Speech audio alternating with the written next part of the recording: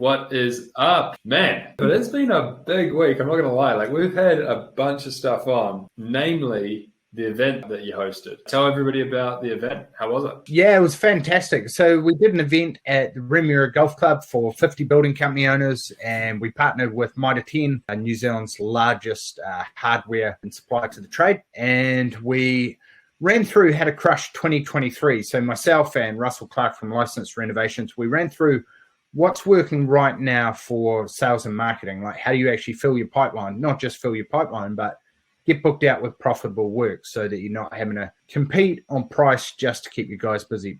Then we focused, how do you actually price those jobs correctly? How you're charging for quotes and making sure that you're controlling your work in progress and the job's actually coming out at the margin that you forecasted at. So worst thing you can do is land a job at 20% and then through labor overruns, not capturing variations, material overruns or sub-trades cocking things up, then it comes in at 17%.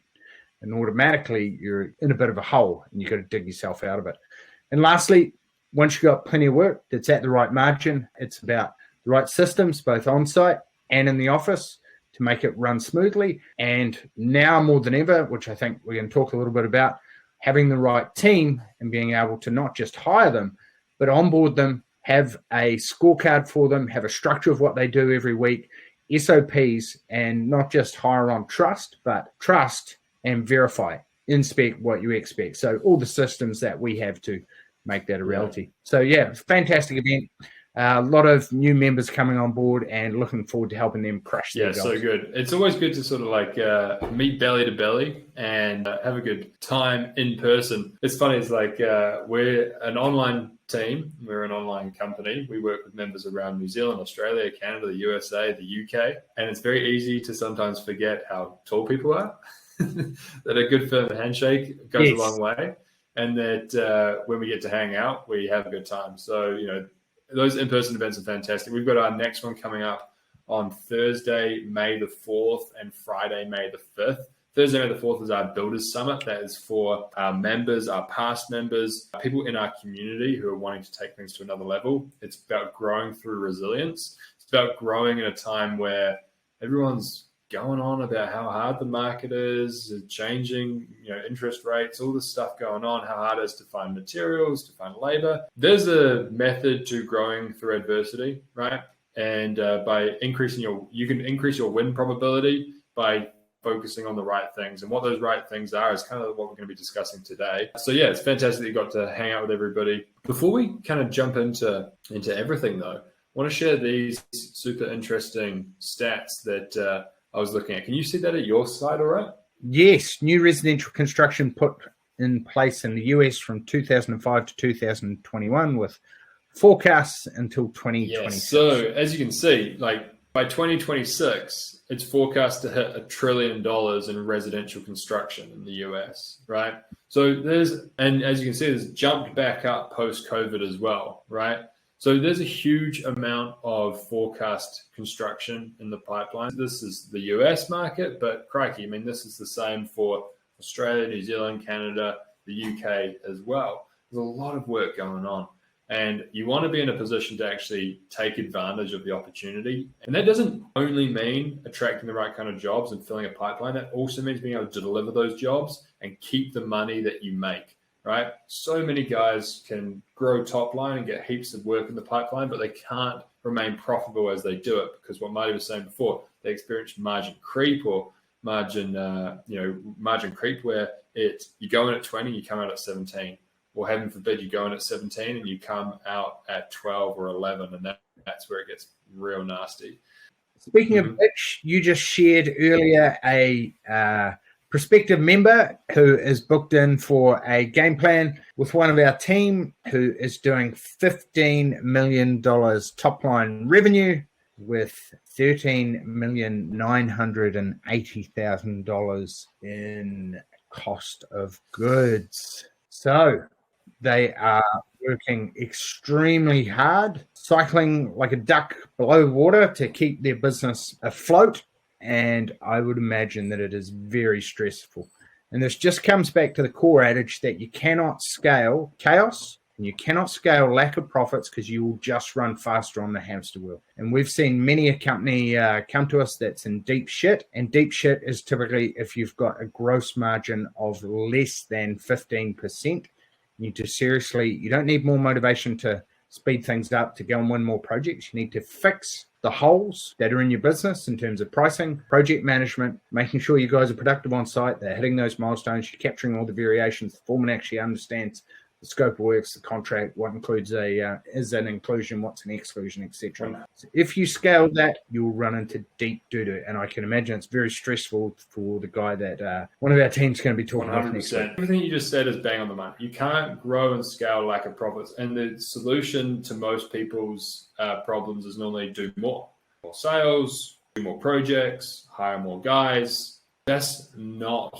how this industry operates. We do not operate on an economy of scale. We operate on a per project profit margin. So that means that every single one of your sites needs to be pulling their weight, it needs to be profitable.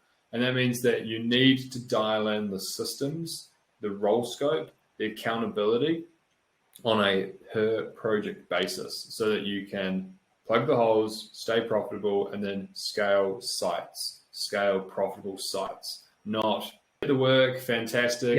She'll be right. I'll, put a bulk order in and get a bit of a discount on materials and stuff. That's not how this operates. So kind of goes over to here, which is some of the top challenges experienced by guys that we're working with in the United States. This is a survey from 2019, a couple of years old now, but I think still really applicable. Increased cost of doing business is number one concern, followed by second and third place, basically like finding rock stars, finding good people who can do the work.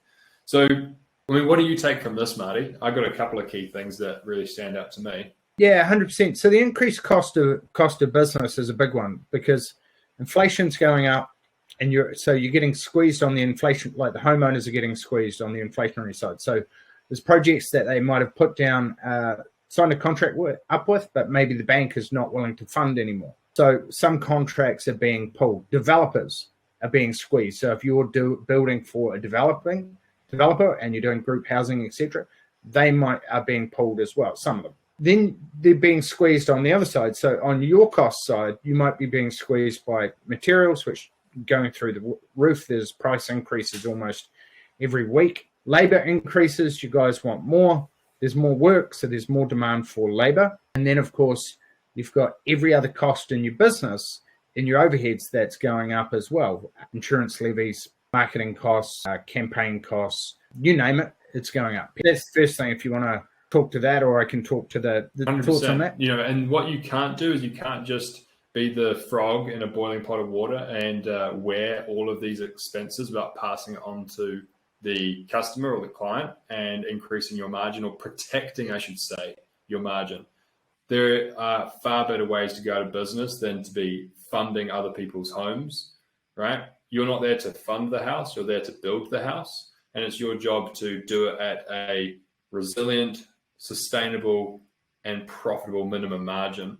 And like we just said before, that is not anything below 15%. That is 20% and above, depending on type of work and contract size and things like that. So what you cannot do is you cannot just wear these and go, I'll get a great referral, I'll get a great testimonial, it'll be awesome. I'll wear this one and pass on, a cheap build, or same quality but cheaper for the client over to them. That's not how you can run your business. You need to be passing this stuff over, and that means that you either need to have a hard conversation with yourself, or you need to be really transparent and upfront with the customers and the clients.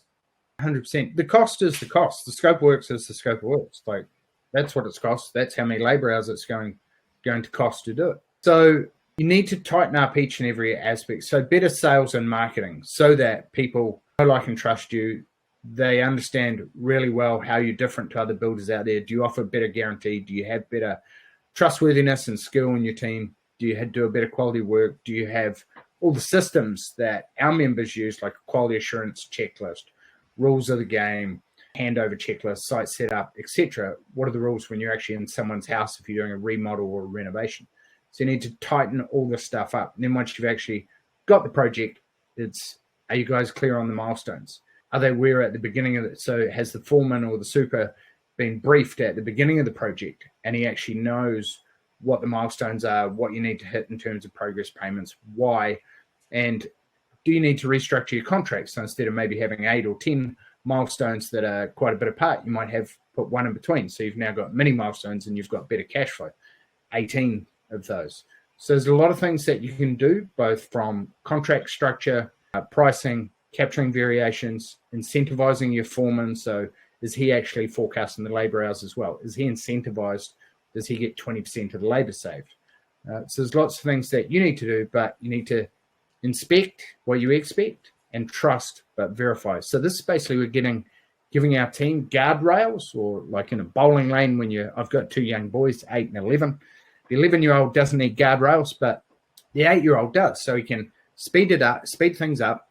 We're giving our employees the guidelines so we can go faster and they can go faster, and they know the rules of the game and the boundary. Totally. So in terms of, like, you could look at this and you go like, yeah, sounds about right. This is what I'm concerned about as well. I'm concerned about maintaining or protecting my margin when there's increased expenses everywhere. I'm concerned about finding the best subcontractors and finding the best guys. I feel like I'm understaffed, right? So if you're concerned about this as well, there is a solution, okay? And it's to build and follow a roadmap. It's to build a resilient business. It's to build a one that gives you more time and more money. It's one that gives you true wealth rather than one that just owns you. You're not wanting to build yourself a prison. And there's a method and a sequence to doing this. We've developed this over the last, 10, 15 years, working with over 2,500 members from around 5 countries in the residential space. And we refined it down to this roadmap of what to work on and in what order. It helps you remove the confusion and be able to see the forest from the trees. It allows you to actually refine down and remove overwhelm. I'll walk you through the order in just a moment, but Marti, what do you think about our roadmap and who's it for and when should it be used? Yeah, so I think it's fantastic. It's only taken us 18 years to come up with it, that we've been in business. And I think it's easy as a company owner to get overwhelmed and stuck and think like, shit, I got so much stuff that I can do. Like, what should I actually be working on? Where should I put my focus? This roadmap clearly pinpoints which area to work on, and it can be used in conjunction with your monthly numbers and your KPIs, so you're crystal clear on what's going to have the biggest impact and what should you be working on right now for the size of your business. So I guess a business that is built without a solid foundation won't run successfully. And without the continuous input of the person who has the most vested interest in it, the owner, across all the functions, the numbers and pricing, systems and process, team and people, project pipeline, and leadership of yourself and leadership of the business. Now, this breaks all that down and makes it very easy to go through and tick off what do you actually have in place, where is your business, where are the gaps, and what should you work on next. Exactly. So the way that you want to use this is you start off by sorting yourself on the left-hand side here, okay, on the vertical axis. In terms of your total turnover, you're going to be in the startup phase, the survival phase, stability, scale, success, or significance phase. All right. And once you've identified that, let's say for argument's sake, we're looking at somebody who is a $3 million company. All right. They're in the scale phase here. They're between $2.5 to $5 million. We would then start there and work our way along the horizontal axis based on the person's primary opportunity or challenge, whether you're a pessimist or an optimist. So let's assume that the primary opportunity, based on everything that we've just seen in that data, is around team and people and numbers and pricing. Okay, so that means that this business should focus on these 3 primary playbooks in the numbers and pricing section and everything below it. They should have ticks in all the ones below it. Same thing for team and people. They should be focused on these 3 primary playbooks, and then everything below it should be ticked off. And why does everything below it need to be ticked off? Well, you cannot grow and scale chaos, as we've said already today. You need to grow from a foundation that is strong, predictable, and profitable. And that means that you have good people and good process in place. Now, the process and people that you need in place in the startup phase is everything down here. In the survival phase, the next level up. Stability, scale, so on and so forth. So you cannot just go ahead and start hiring a general manager or getting a show home in place or doing a franchise prototype or increasing your BMD and wealth plan or, doing quarterly retreats with your family. If you have not earned the right to grow up there, if you have not earned the right to grow by perfecting your week, by getting a sales lookbook or info pack in place, by mapping your sales process, by having a clear onboarding and hiring process, by having clear rules of the game and attracting the right talent, by having a weekly toolbox meeting, quality control checklist, variations process, leveraging yourself from site, by back costing all your projects or pricing to a minimum margin or having a monthly P&L report and a break-even calculation in place. You cannot earn the right to grow if you do not have the basics in place. And this roadmap helps you to identify what is most important for where you're at in your business and what you should work on next or first if you think that everything's a priority and you're feeling overwhelmed, stressed, and anxious about how to grow, how to get out of the day-to-day, how to make the company a success if you've been at it for a while and it just feels like you're spinning your wheels and you're not making the money that you are worth. Would you add anything to that, Marty? 100%. You've covered off the key things. Like the easiest way to attack this is to go through, take it like a quiz, and give a tick beside each of the ones that you do or don't have. That's going to give you a score out of 90. And as you move up the builder's ladder and advance on your journey and roadmap to 12 mil plus, then you're going to have to gain new skills, and not just gain new skills. So these skills are all listed out, but you're also going to have to break any limiting beliefs or bad habits that may be holding you back from going to the next level. So if we have a look on the leadership side, it might be that you don't have a structure to your perfect week. So we have those mapped out for the level that you're at. Maybe you're not focused on self-development and being in the best shape that you can be. Maybe you're doing stuff that is below your professional builder's rate and it's stuff that you procrastinate on, you suck at. Well, you're really not maximizing the skills and the opportunities that you have that are in your genius zone that move the company forward, that you love doing, and that invigorate you. So, yeah, as you're growing, you need to, one, gain new skills in your company to operate at the next level. And number two, improve your identity. And your identity needs to evolve from builder on the tools. And that's typically sort of the 0 to 2 mil sort of rev. And then as it goes up from 2 to sort of 8, you're in that businessman. And then from 8 plus is where you're in the entrepreneur. So if you still are if you're doing 3, 4, 5 mil, but you still have a builder's mindset, then you might find yourselves thinking, no one can do it as well as me. The clients just want to see me. I've got to be back on site to put out fires. I keep running back to solve day-to-day problems. So we need to shift your identity because you can't outgrow your identity. Otherwise, you'll keep solving problems with the same 100%. Mindset that got you to where you are. Yeah, exactly right. So, and what I see regularly with people is they'll grow through observation. I think I said this last week, but they'll grow through observation and they'll look around and they'll go like, oh, cool. They look like they're crushing it. Oh, look, they've got a website. They've got a vehicle that they're driving around in with some sight signage on.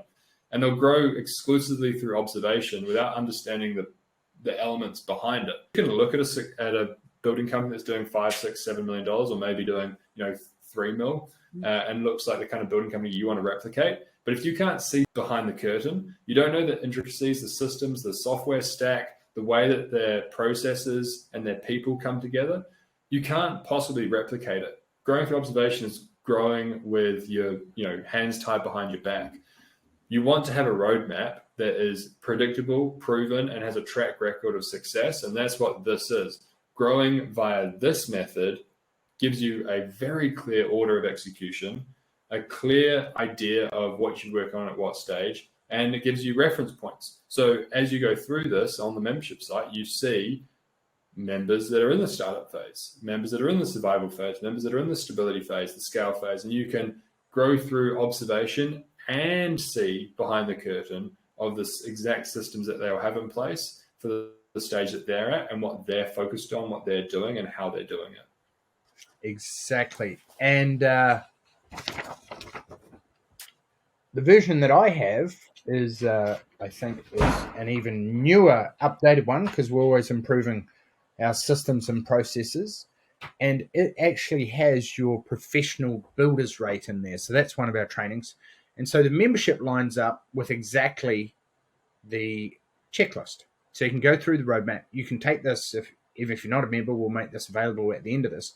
And you can see, cool, what's my score out of 90? And if you suck, like if it's anything below 30, then it's like happy days. Awesome. I have all these opportunities and step-by-step systems that I can plug and play into my business to stop the water leaking out, or typically in a building company, it's time and cash. So remember, we can't scale chaos and we can't scale lack of profits. So we'll just run faster on the hamster wheel. So this ensures that we build a stable business that has solid foundations. So then when we put the accelerator down. So guys, this is a free download. It's available in the links below, or you can message us directly, Marti at The Professional Builder, Owen at The Professional Builder. You can get in touch with us and we can send it through to you. You can find us on the Bookface in our community groups. You can find us on the Instagrams, The Professional Builder, or at The Professional Builder. So if you want to get your hands on this roadmap, if you want to be able to do a bit of a self-audit yourself, if you want to be able to identify what to work on next and how you're going to get it done, then download it below and share the results with us. We're happy to present to you and provide you with a couple of free trainings and get you a kickstart on whatever is your main opportunity, or help you identify maybe everything feels like an opportunity and you don't know whether you should be focused on your numbers and pricing first, your team leadership first, your sales and marketing first. We can help you identify which should be the priority from there if you come to us with a completed roadmap. So, Marti, you got any final words? Are we good? If you're feeling overwhelmed, this is going to give you an eagle's eye overview, 30,000-foot view. Go through it, add up what your score is, put it in at the top, see which areas are the weakest, numbers and pricing, team and systems, and then, go to action and start implementing those strategies to plug the holes. All right, fantastic, Owen. Here's to your success, people. Go forth and implement and prosper.